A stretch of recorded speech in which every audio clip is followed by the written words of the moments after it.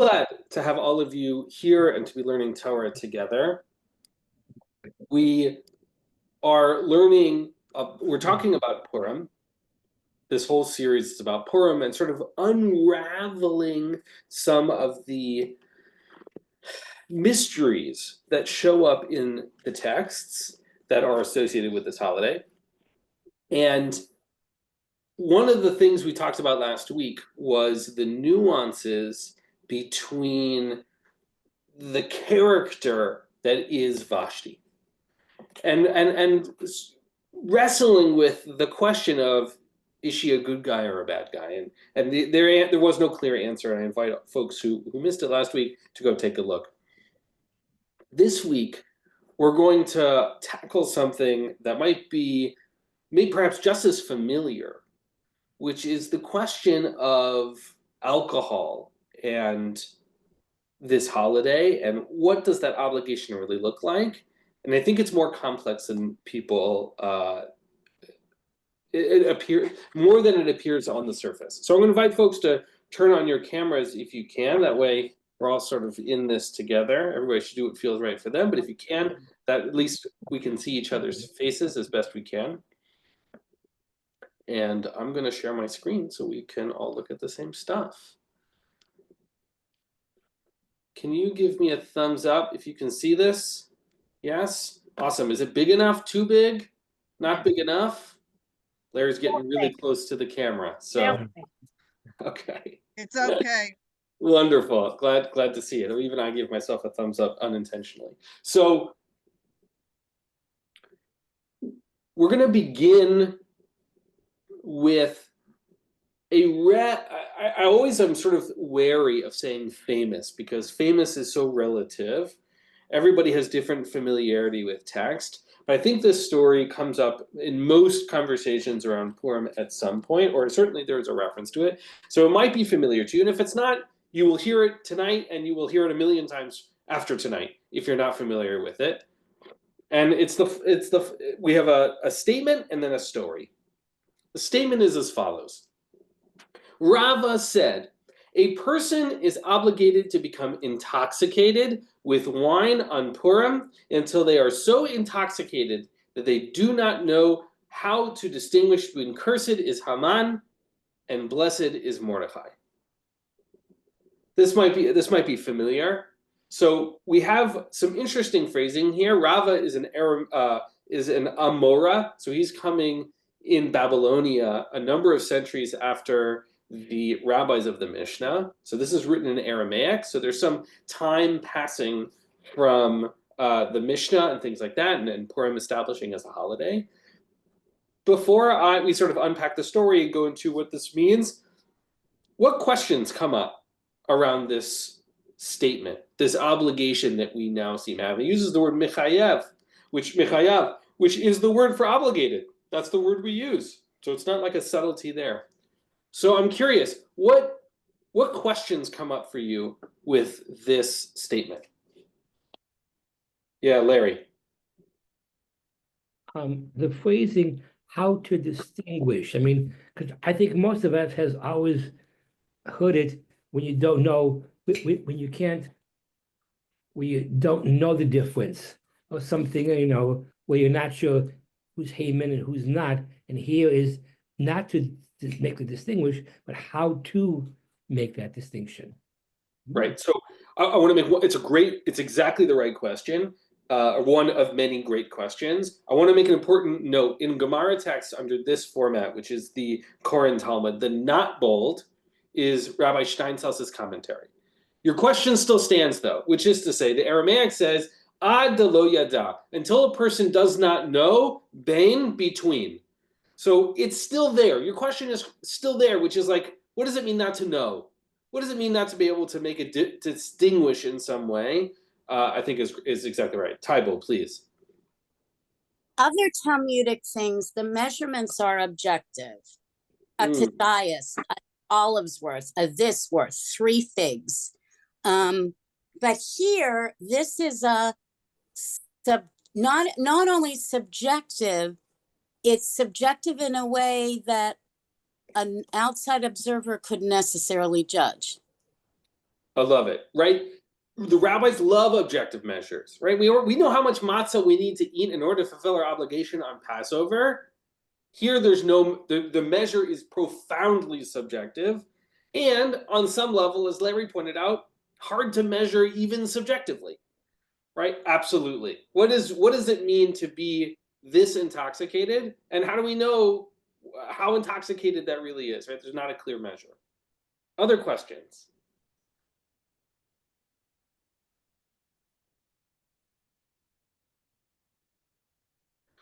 Let me pose one, which is the following.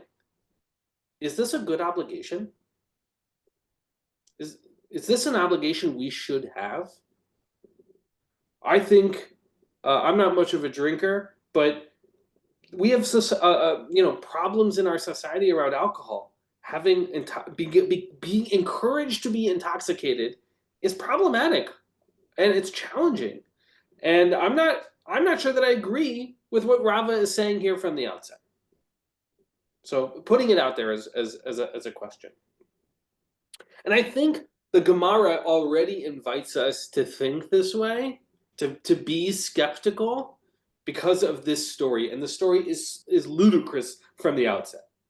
The Gemara relates, I'm in this second paragraph now. The Gemara relates that Rabbah and Rabbi Zever prepared a Purim feast with each other, a Seudat Purim, one of the obligations to put together a meal. And they became intoxicated to the point that Rabbah arose and slaughtered Rabbi Zera. Right? So not only did he get so drunk, he killed him. And he didn't just kill him. The verb is shachte, like livestock. He slaughtered him like an animal. He wasn't even a person anymore. The next day, when he became sober and realized what he had done, Rabbah asked God for mercy, and God revived Rabbi Zera. The next year, which is like wild from the outset, right? Not only did he kill his friend, God was listening enough to revive his friend the next day. The next year, Rabbah said to Rabbi Zera, let the master come and let us prepare the Purim feast with each other, right? Hey, we had such fun last year. Come over, let's do it again. Rabbi Zera says to Rabbah, miracles don't happen each and every hour. I do not want to undergo that experience again, which is to say, you know what? I barely made it last year. Let's hold off this year. What do people think about this story? Yeah, Nina. You're muted. Oh, whoops. Maybe to me, it means that at least, thank God, one of them said we shouldn't be doing this.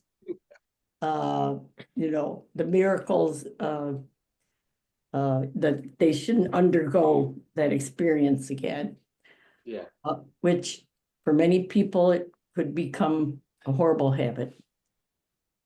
Then I also was thinking of the very first sentence with Rava, to become intoxicated with wine. I mean, it tells exactly, not beer, just wine. And the thing is, in Judaism, wine is used for has a much higher, it's a high level in terms of consumption. And, it's for Shabbos, it's for Yom Tov, and for prayers, and and to signify, an event, a holiday. So it's very curious that they would act, that we would be, it's a mitzvah to become intoxicated with wine on Purim.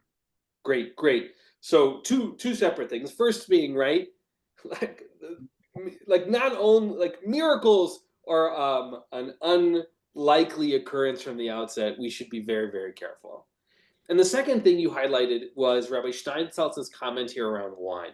And that will become relevant again later, so we're going to bookmark it on some level. I want to add a historical note, not because I think you're wrong, but I want to add it as flavor, which is, in the ancient world, it was not always safe to drink water because it was not always the cleanest, and alcohol was often used as a way of an antiseptic, yeah. Right, antiseptic. Thank you, Helena. So wine was very commonly drank.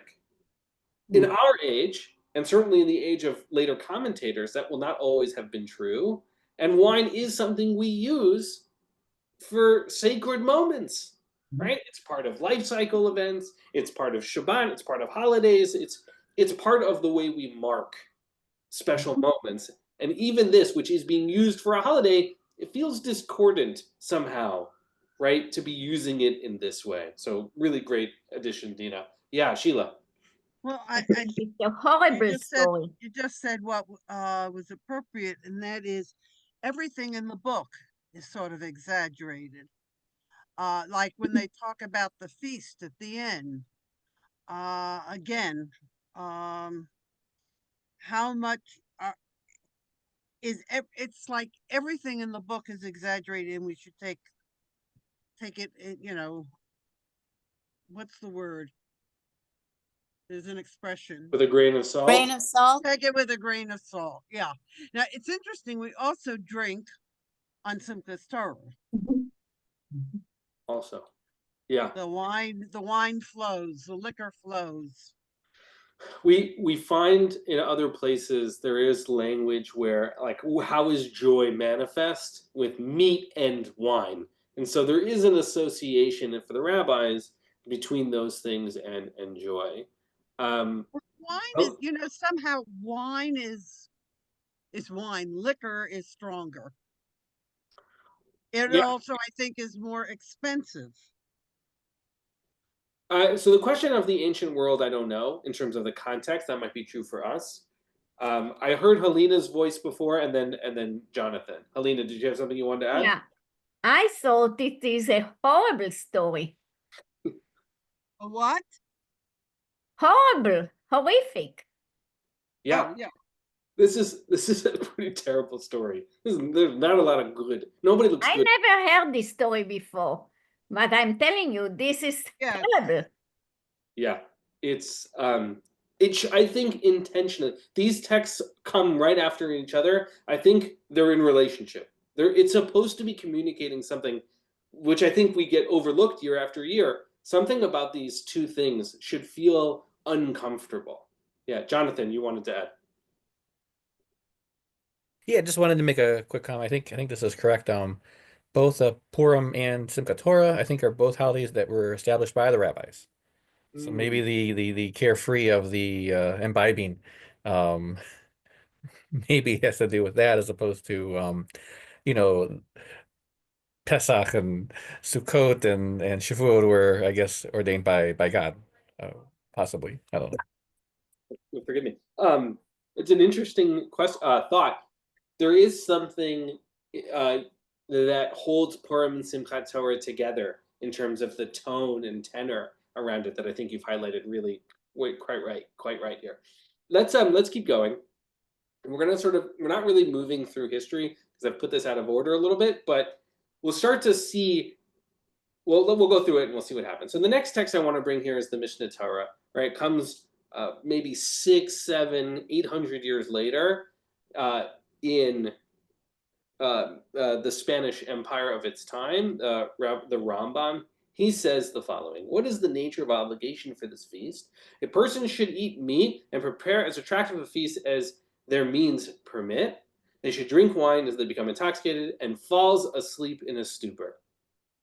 So here we're getting a measure here, right? We were talking about what does intoxicated mean? It means enough that you're going to doze off. You're going to fall asleep. But this becomes really, really important in a moment. Can I get a volunteer to read what the Shulchan Aruch says? Yeah, Nina, please.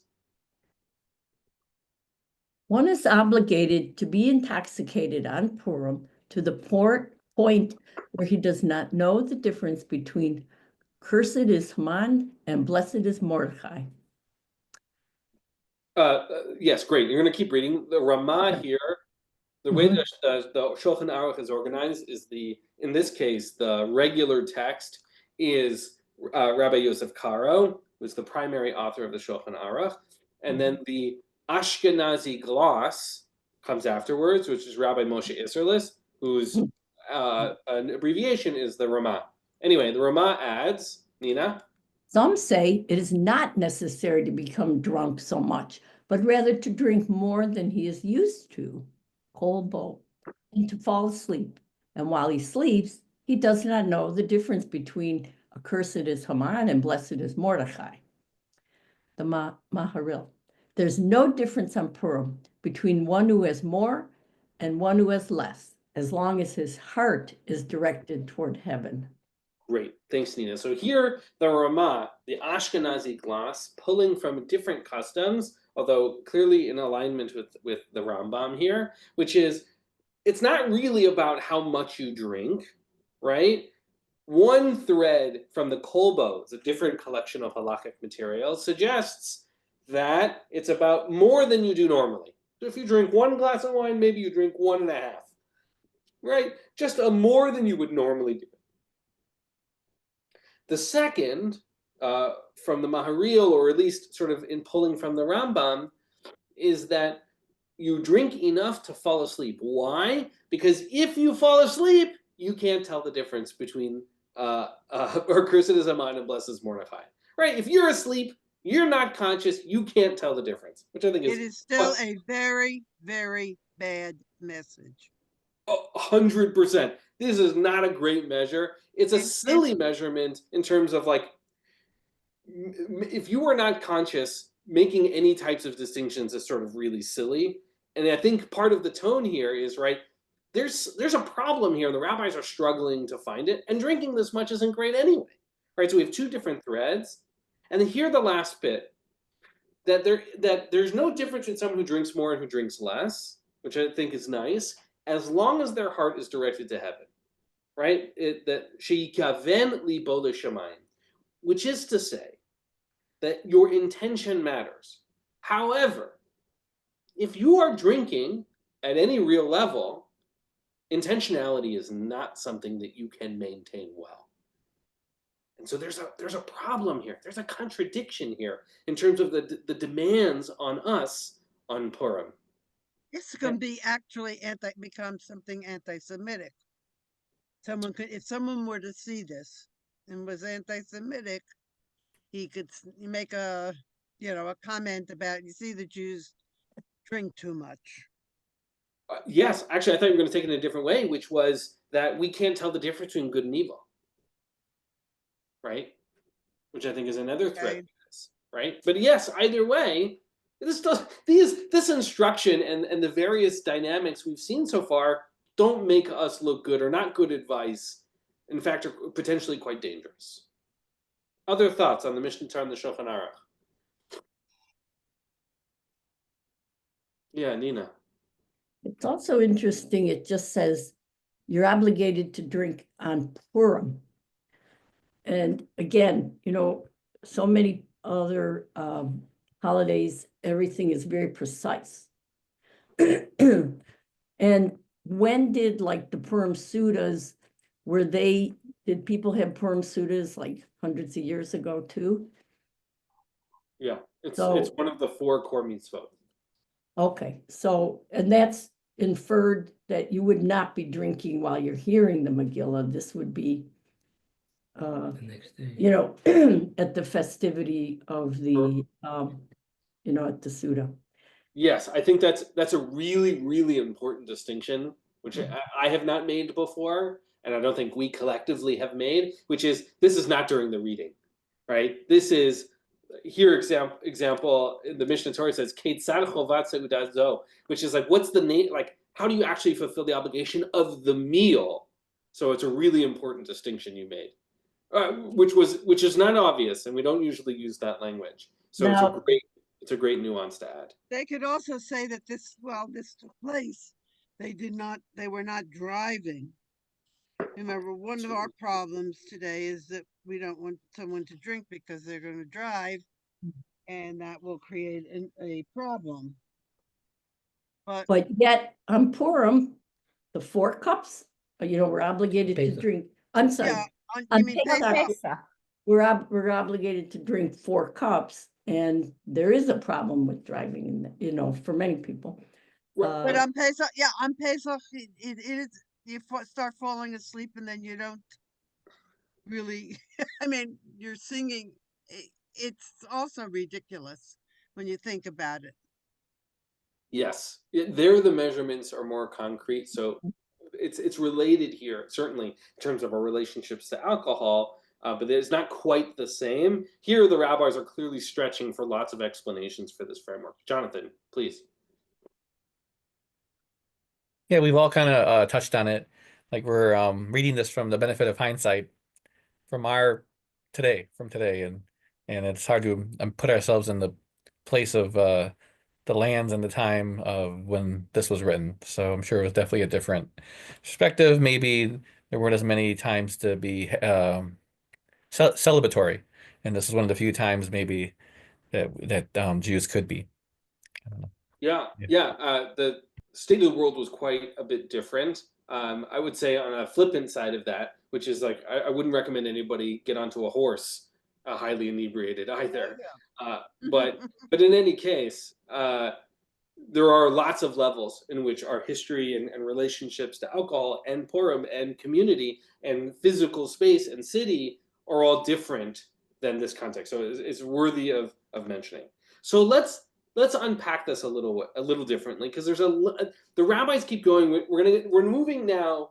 I have a couple of sources here. We're going to move farther and farther away from the more literal understandings here. So we started from a very literal place, which I think is the way that most of our conversations around this happen, right? In most communities, we don't get much further than where we have so far, but there's so much here because I think the text is really inviting us into something else. So the Sefer Ma'ariel says the following, right? Quotes the Gemara that we've already seen and highlights this word here from the Gemara, liva some,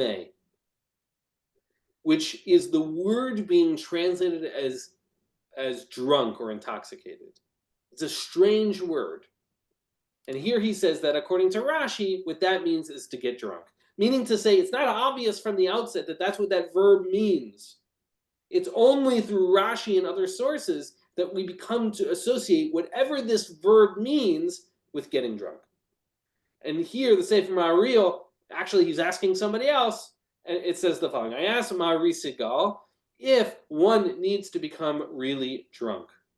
Right? Sarich lishtaker biyoter, like drunk, really drunk. He responded with this explanation. Baruch Mordechai and Arur Haman, which are the two words in Hebrew, have the same gematria, which I wrote down. It should be 498, pretty close. I did it right before we did this.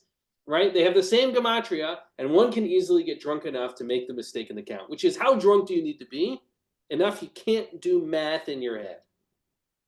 When you're counting up all these things. I don't need a lot of alcohol to get to that point, right? I'm pretty good at math, but once you get calculating a couple of times in your head, it gets a little tough. So here we're saying, well, this word doesn't mean what we think it means exactly. We actually have to play a couple of games here, which is that these words, we're playing with the words of themselves, and these words and we're playing with it. I think this is a very elegant way of sort of getting rid of this obligation. And we'll see that the rabbis really, really struggle with wanting to retain this thing that the rabbis, it keeps showing up. It keeps showing up in all these texts. The Shulchan Aruch remains the primary halachic source of our time, even though it's 500 years old. So it remains a part of this discourse. Here, we've resolved it in some way, which is that these two words have different counts, or the same counts, and you just need to be enough that it's a little hard it's easy to make a mistake. And then we have this text, which does the same thing, which is it plays with the words, but does it in a very different way. Now, the Shnei Luchot Abrit, which is a Musar text, it's a pietistic text. It's going to take a very different way of approaching this. Can I get a volunteer? This one's long. Can I get a volunteer to read this one? Anybody feeling up to it? Yeah, Jonathan, please. Okay. Sorry for the typos. Okay. There are two difficulties. One, how is it possible that the sages have not only permitted, but have encouraged indulgence in the evil practice of getting drunk? All right, let me pause you there, Jonathan, right? So here, remember, this is a pietistic text. He's going to say, how is it possible right? That the rabbis would even not only permit getting drunk, but encourage it. Like getting out of your, being out of your headspace, creating this kinds of risk seems totally antithetical to being a good person and a Jew out in the world with all the mitzvot you have to fulfill, of creating balance in your life, right? Again, pietistic text. It's sort of outrageous to even make this comparison, and I think it's actually a really important question. Keep going, Jonathan. Tosafot wonder, how is it possible for a Jew to become so drunk that he forgets the difference between cursing Haman and blessing Mordechai? All right, I'm going to pause you again. Right, so now we have a secondary question. The Tosafot are Rashi's grandchildren who comment. They're on the outside of the page of the Talmud page, right? Which is to say, from the outset, to get so drunk that you don't understand the difference between these two things is like, how is that even possible? We have a couple of answers above, right? They get sleepy, like they do the gematria, math counting thing. I use the word gematria without defining it. Do people know what that means? Should I define that? Is that useful? Gematria is where you take the letters which correspond to numbers and you add them up, and there's math. So a bet is, aleph is 1, bet is 2, yud is 10, kaf is 20, blah blah blah, so on. So here the Tosafot are saying, how is it possible? This is the thing I've always struggled with, that we would actually not understand these two things. That cursed Haman and blessed is be Mordechai are those are really not the same. And holding those concepts in your head, how is it even possible you would get so drunk that you could do? All right, Jonathan, keep going. We need to examine the precise language used in the Talmud to describe this degree of drunkenness. Great drunkenness is not referred to as vasomi, but rather as mevusam, from the same root meaning to feel tipsy. All right, pause. Sorry. Oh, keep going. Sorry, finish the sentence. Okay. Which refers to someone who was not particularly drunk. Great, thank you. So, sorry, the translation is a little wonky here, which is to say that when we talk about great drunkenness, we are not using this root. And that this root means to feel pleasant or exhilarated, perhaps. I've translated it here as tipsy, right? It's not a description of real drunkenness, which we have words for. It uses this word, which means not particularly drunk, right? So he's really focusing in on these words. Jonathan, keep going. Therefore, I believe that the sages are saying the opposite and warning us not to drink too much, but that our obligation is to remain tipsy, since it is impossible for a Jew to fulfill the condition that he should forget the distinction between cursed be Haman and blessed be Mordechai. The entire statement of the sages regarding the amount of drink on Purim becomes null and void. Nonetheless, there remains the commandment to drink some intoxicating beverage. Great, amazing, Jonathan. So here, what does he do? He says, okay, we're downgrading this understanding of what drinking is like. How much drink should you have, to something where you have a buzz, basically. This root has a sense, I think I said it before, exhilaration, pleasant, pleasing. Those kinds of words is not how you generally describe great drunkenness, right? It's you have a glass of wine and you can feel it on your cheeks, kind of thing, right? That's what he's describing here. And I think he does something really, actually quite tremendous, which is he says, what I think is really true is it's not really possible to confuse these things. And therefore, this is the radical part, the sages are wrong here. What they're saying makes no sense, which is a thing I think is very rare for anybody to really say, let alone, a commentator here, a pietistic text. It's just sort of kind of amazing, really. And yet he's not comfortable enough saying, therefore we're done with it. He says, well, you should have a drink also, right? You should still have something, take a sip, right? Of some level, have a little bit. What do people think about Shnei Luchot Abrit here? Do people like this nuance? Disagree? Agree? Challenged by it?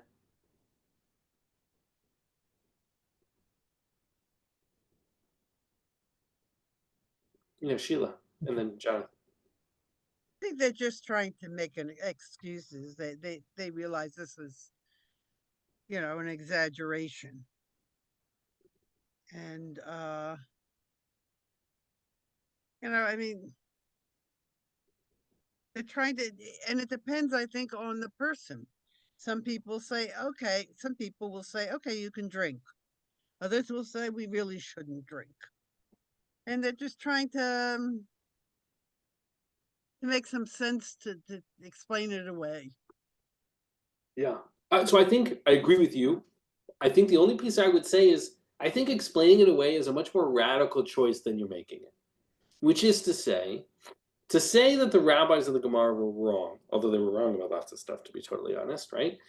And that we shouldn't do this thing, I think is pretty radical. Because I think if you go to most synagogues on Purim, alcohol has a pretty central role in that. And so I think it's actually a quite radical way that this did not catch on, even though perhaps it should have, right?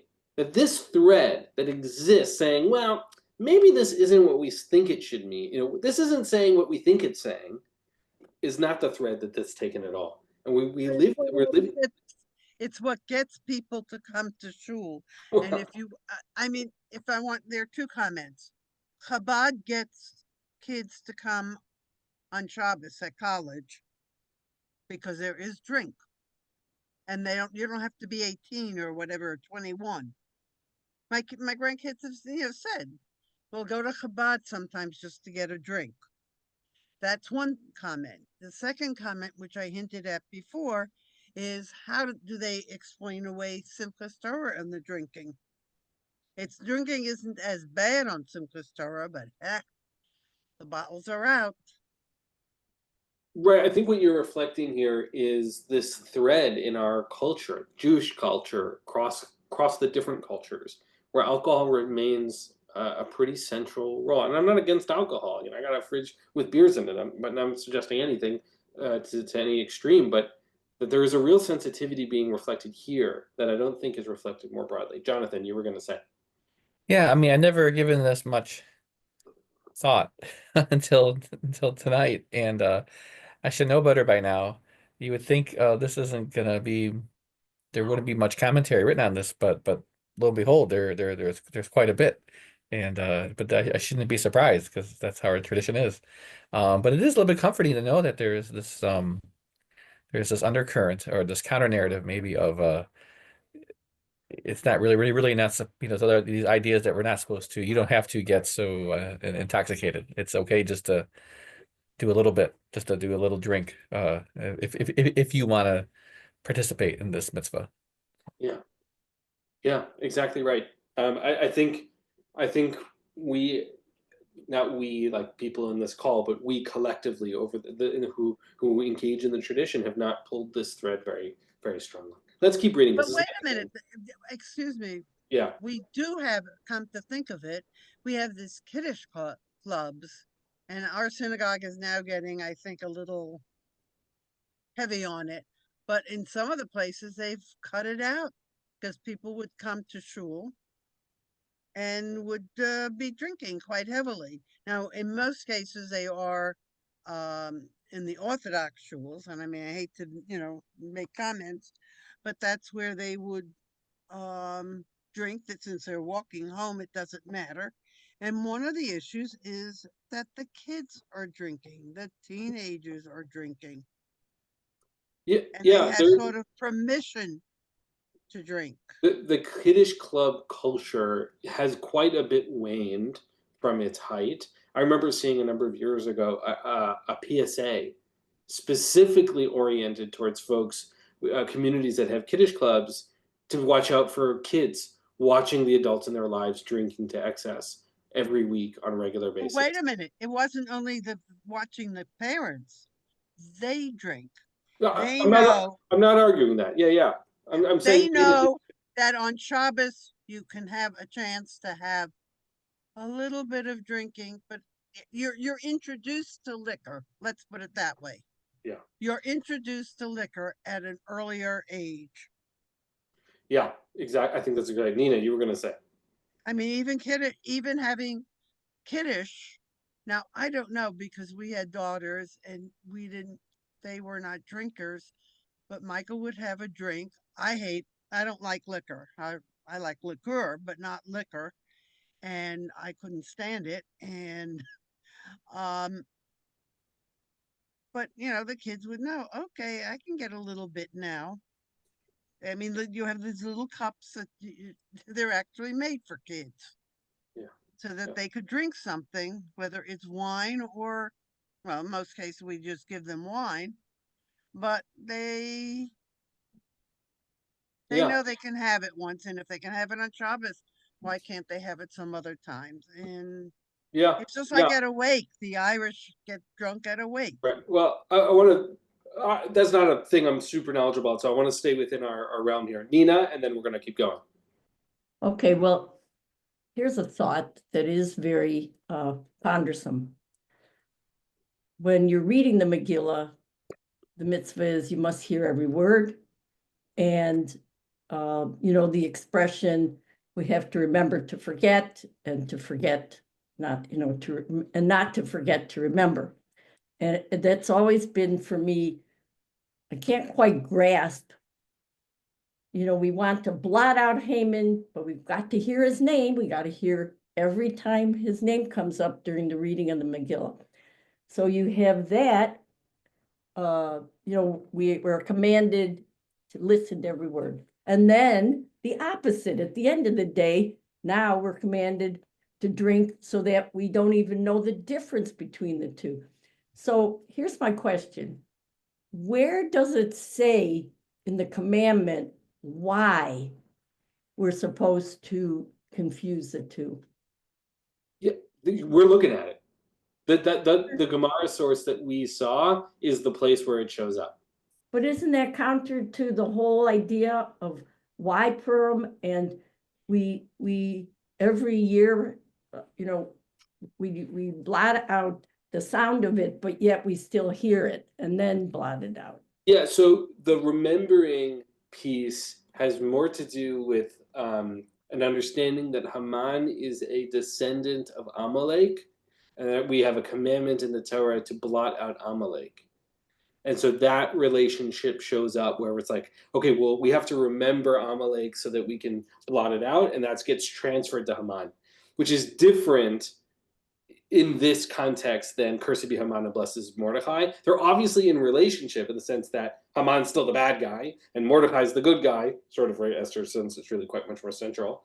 And we're holding these things together. So there's obviously a relationship, but the two commandments, as it were, are running more or less in parallel rather than in intersection, right? They're in relationship, but they're not talking about the same thing per se.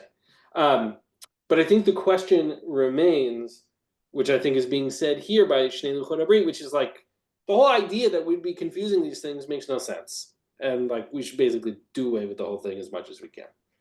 Abu Daram, who has commentary on a tremendous number of things, takes a different approach and speaks to a little bit about where this comes from. If you will say, how can the sages require inebriation on Purim? So like, well, how are we getting here in the first place?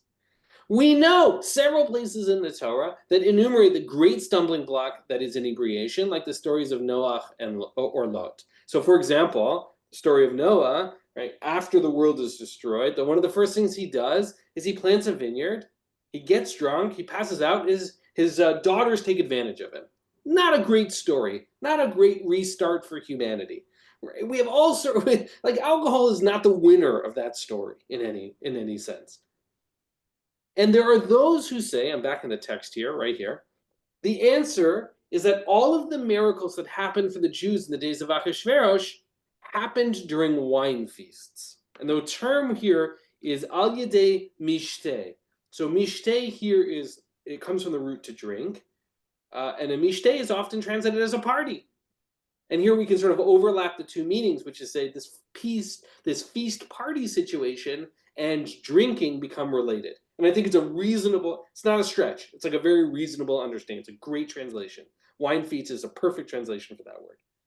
Vashti resisted coming out, right? So in the context of wine feast, she's like, this isn't like, I refuse, right? So that's a miracle, right? That like sets this whole story in motion. Esther emerges as queen in the context of a wine feast.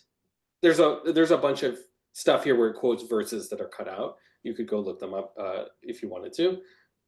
And Haman's downfall also happens through a wine feast, right? Esther hosts all of these wine feasts and sort of draws out Haman and flips the whole thing on its head.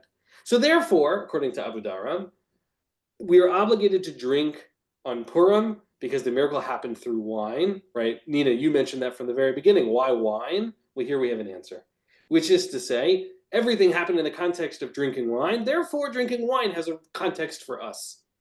It's an interesting thing. I was like, why is inebriation playing a role? It's because it's part of the story.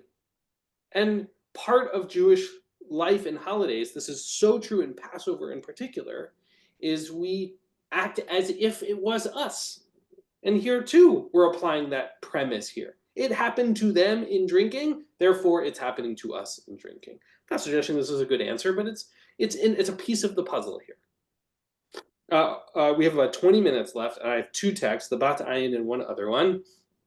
And they're much more intellectual. They're very different than what we've seen so far. And so I want to make sure we have time for them. So I'm going to keep going. If you have things about to say Abu Dharam, hold on to it. We'll come back to it. You have a chance to share. But I really want to unpack these two texts because they're sort of way out there.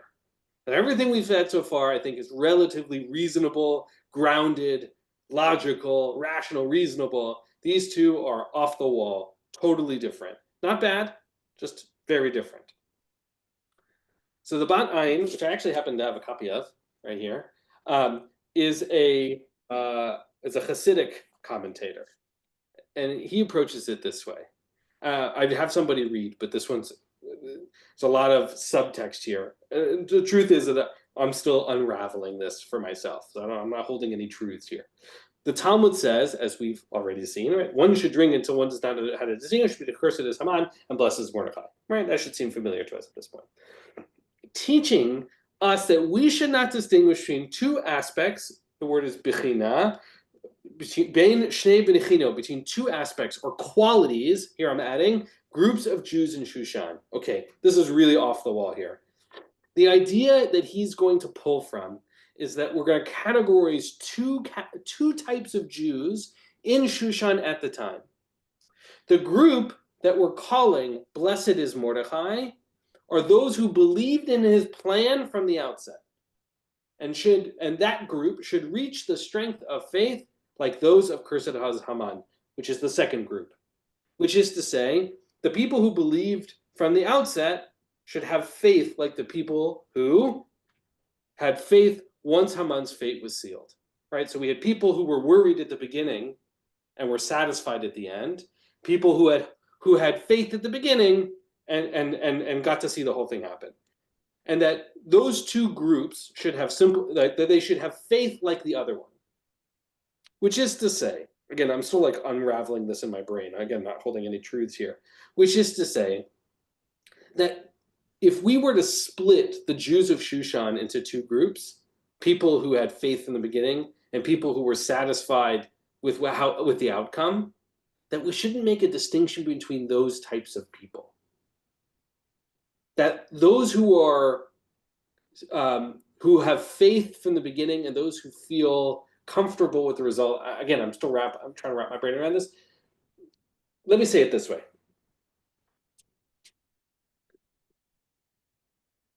The Jewish community has lots of different people of different persuasion. And we approach crisis in different ways. And the way we deal with threats and challenges to our community, we do it in different ways. And I think what the Bat Ayin is saying here is we shouldn't discount each other. That we don't all actually have to be exactly the same, but we should respect, we shouldn't judge the group who approaches it differently. The Bat Ayin is not saying all of those words, but that's what I think he's trying to say. which is to say, what is this mitzvah? This mitzvah is to see your neighbor as their way of approaching community as valid. I think that's really radical. That's a totally radical way of reading this commandment. I mean, it's like, again, I think I described it as off the wall before. It's really quite radical. All right, we're gonna read the last one, and then we can share all the different thoughts we have about all of them. So the Pachad Yitzchak, Rabbi Hutner, is a commentary. It's very large, talks about lots of different things. And Rabbi Akiva Weisinger challenges one of the standard translations of it and has like a whole article about retranslating this section on Purim. And this is just one paragraph. And what he does is he centers it around this word kivyachol, which is in the Talmud.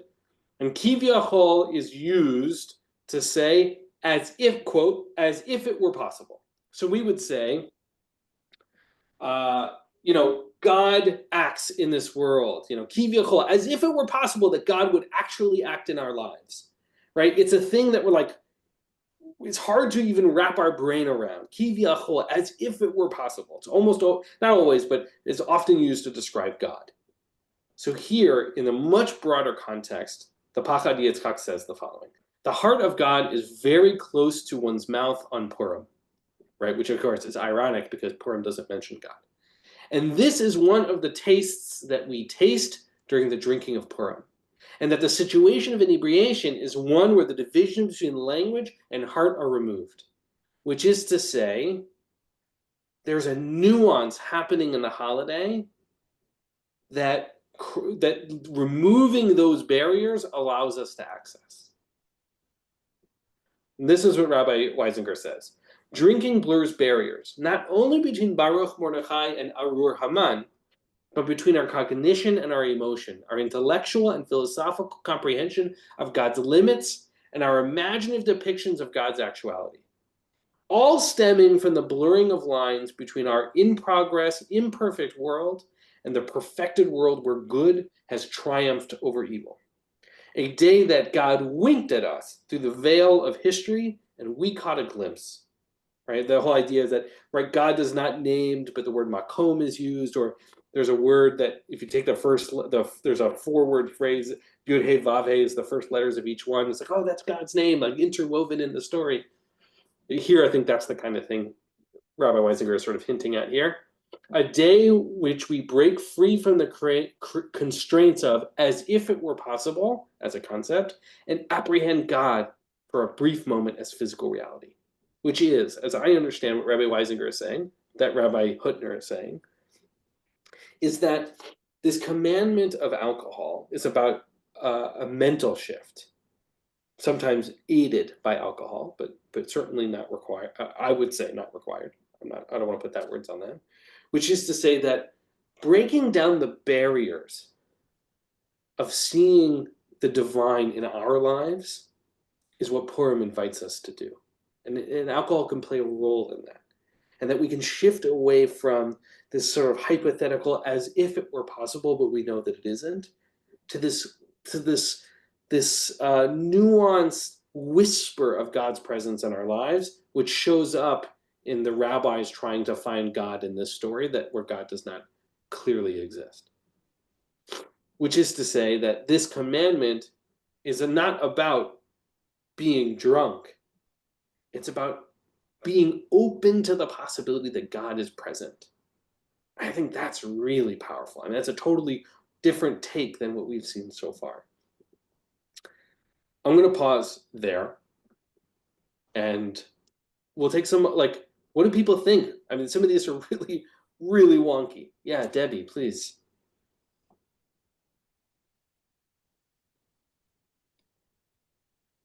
So this is actually David, because right now I was able to join after my meeting ended, and I've been listening to all this. And my initial reaction is to agree with you that these are kind of way out there. The first one in particular almost doesn't need the wine at all to make the point. So to me, it kind of begs the question, well, then what's the wine for? maybe the second one is answering that a little bit. If the wine somehow, I don't know, loosens us up, or what did the Psalms say? It's about making, increasing joy or what have you. I'm trying to remember the line in the Psalm, but it's not quite coming to me. So wine is a tool in that sense, but it still seems to me that you could almost drop the wine altogether and get into the more esoteric discussion. So maybe the point is not so much to get drunk, even if the rabbis and the Talmud somehow say that, at least in one section. I remember, and I don't know whether we talked about this before I joined, but there's at least one other story in the Talmud about the danger of too much wine. Yeah.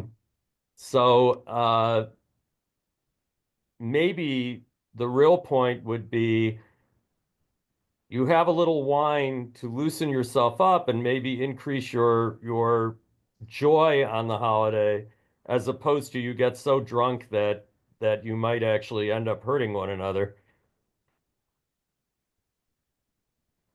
Yeah, great. Thank you, David. Right. I think that thread is clearly there. And we looked at that Gemara from the very beginning. Other thoughts?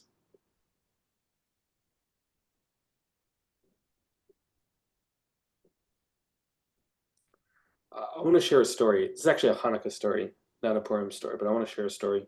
My first year of rabbinical school, which feels like a long time ago now, it was my first semester, and we were right at the end of the year because it was Hanukkah, right at the end of the semester because it was Hanukkah. And we had spent the whole day studying the Gemara texts for Hanukkah, which show up in Masechet Shabbat.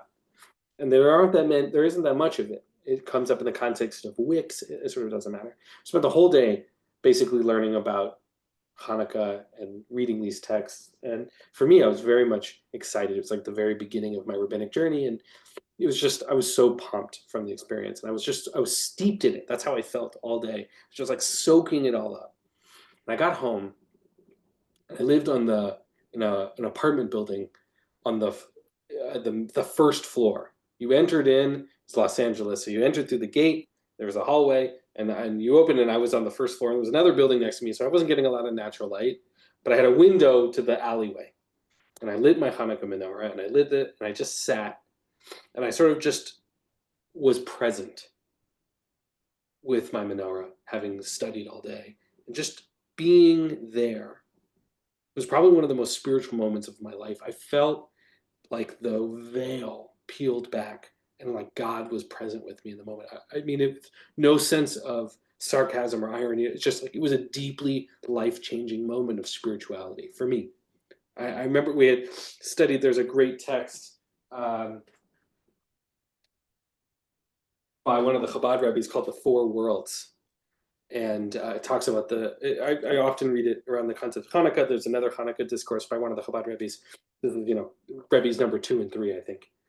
And this idea that God sort of radiates out from God's, light-filled part of the universe through various gradations until it reaches us. And I remember sitting there in the moment and feeling that. And it didn't require a substance to get me there. It required intentionality and spending the day getting myself mentally prepped. It was a mental game. I think what I'm taking, because I hadn't made that association until we were learning together,